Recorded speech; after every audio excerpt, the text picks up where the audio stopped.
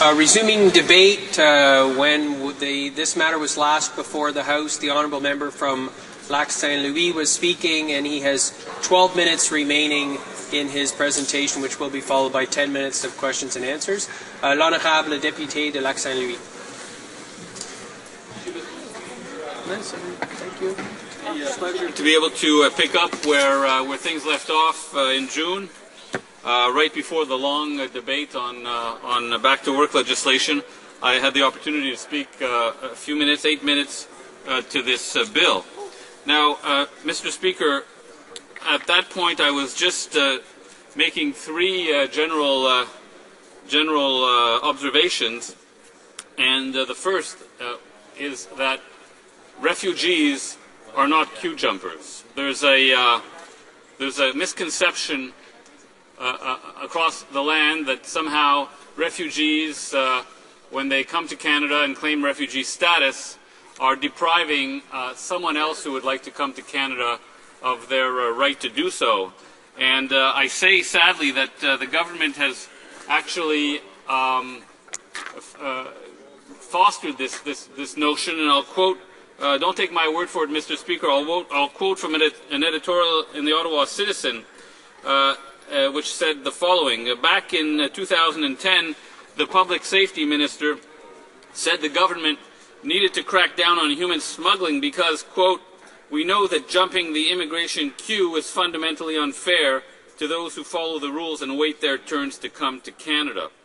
Now, Mr. Speaker, this is the opposite of what is true about refugees. Of course, no one likes queue jumpers. We all have a kind of natural aversion to the idea of someone cutting into line, but refugees are not queue jumpers, Mr. Speaker. By letting a refugee into Canada, we are not slowing down or otherwise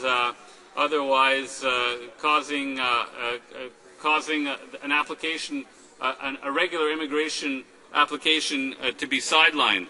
So I think it's very important to make this point. The second point I would like to make is that there is a process. It's related to the first point, of course, Mr. Speaker. There is a process for determining who is a legitimate refugee and who is a person whose claim is without proper merit. And that process goes back at least 20 years, if I'm not mistaken, or maybe a little less than 20 years. And we know that that process is embodied in an organization or an institution of government that we call the Immigration and Refugee Board. The third point I'd like to make is related to the first two, and that is that the reason there is a refugee crisis in this country, the reason that there is a backlog of refugee claimants, has a lot to do with the way the government, unfortunately, has undermined the refugee determination process that is embodied in the Immigration and Refugee Board. And we all know, for example, that the government failed to fill vacancies on the Immigration and Refugee Board for quite a long time, to the extent that, of course, it was creating, or this lack of a desire to move in terms of appointing new members of the IRB was having an impact on creating a backlog in refugee claims. As a matter of fact, Mr. Speaker, I don't think you have to take my word for it. The Auditor General in 2009 expressed her concerns about timely and efficient appointments and reappointments to the IRB when she looked at the matter of the refugee backlog. So I think what's happened here is that the government has politicized the process of appointing people to the IRB, and in the process has made a backlog even worse. So I think that it's very important that the government own up to this, that first of all it admit that refugees are not queue jumpers, and secondly that it admits that it has made the problem of the refugee backlog slightly worse because it failed previously to act quickly in terms of appointing members to the board. Now, Mr. Speaker, there are problems with this bill. There are problems with this bill. It creates two classes of refugees. Those classes that one class would be the regular refugee stream, I guess you'd call it. The second class would be a class denoted by the minister as a designated arrival, which upon being designated accordingly, these refugees would be treated differently. They could be held in detention for up to 12 months. Now, Mr. Speaker, what is really happening here is that we are sort of categorizing refugees, creating classes of refugees for different treatment based on, if you really look at it and read between the lines, based on the mode of transport that the refugee claimants have used to get here. So, you know, if someone comes by plane, they typically don't come in big groups, and they would not receive that ministerial designation as a designated foreign national, and they would not receive the different treatment that is being reserved for them in this bill, because the refugees who come in groups, who will be designated as designated foreign nationals under the Act, typically come by ship in squalid conditions. So if you come by plane, you won't be designated as a designated foreign national under the law. And so we're creating different classes of refugees based on how the refugee gets to Canada. And I would think, logically, we'd probably have a class of refugees for those arriving by minivan, Mr. Speaker. So I think this is very unhealthy when we start to distinguish and create categories of people out of what is essentially a group of people with the same characteristics, people who are fleeing persecution, who are fleeing misery for a better life. Now, Mr. Speaker,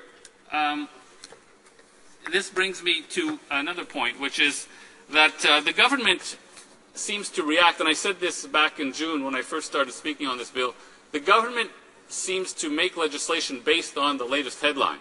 So instead of looking at a situation, analyzing it over the long term and coming up with a solution that has some merit, it will react very quickly, especially before an election. It will react very quickly to the news and bring in rush legislation, which obviously will have flaws, because any legislation that is rushed will have flaws, but it will bring in legislation to try and show the public that it's acting quickly to solve a problem, which sometimes is very complex and requires a little more reflection than that. And so when the government brought in C-49, which is now C-4, it had already, about a year before, brought in Bill C-11, which was meant to attack the problem of the growing refugee backlog that the government itself had, as I said before, contributed to making worse. So under Bill C-11, the government brought in or implemented something that had been created by a Liberal government. It brought in a refugee appeal division to try and speed up the process whereby when a claimant is refused by the IRB, he or she wants to appeal to the federal court. So the government implemented something, or said it would implement something that the Liberal government came up with, which was the refugee appeals division. Now, I should mention, Mr. Speaker, that has not yet been implemented, as far as I know. So the C-11 tried to remedy this situation, but there have been more delays in terms of creating the refugee appeal division. But in any event, the problem is that C-11 was attempting to deal with the problem.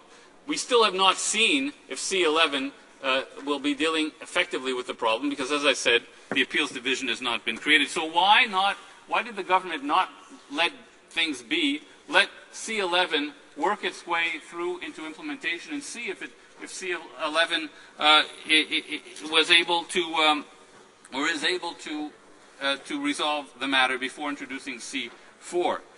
So I think that's quite indicative of the fact that the government just prefers to rush into things, sometimes with measures that are half-baked or are not called for. Now, a major problem, of course, with C-4 is that it probably violates the Charter of Rights and Freedoms. Now, that, Mr. Speaker, is what happens when you rush legislation, is you get legislation that is not thought through or does not that is not properly put together, and that means that legislation will be challenged.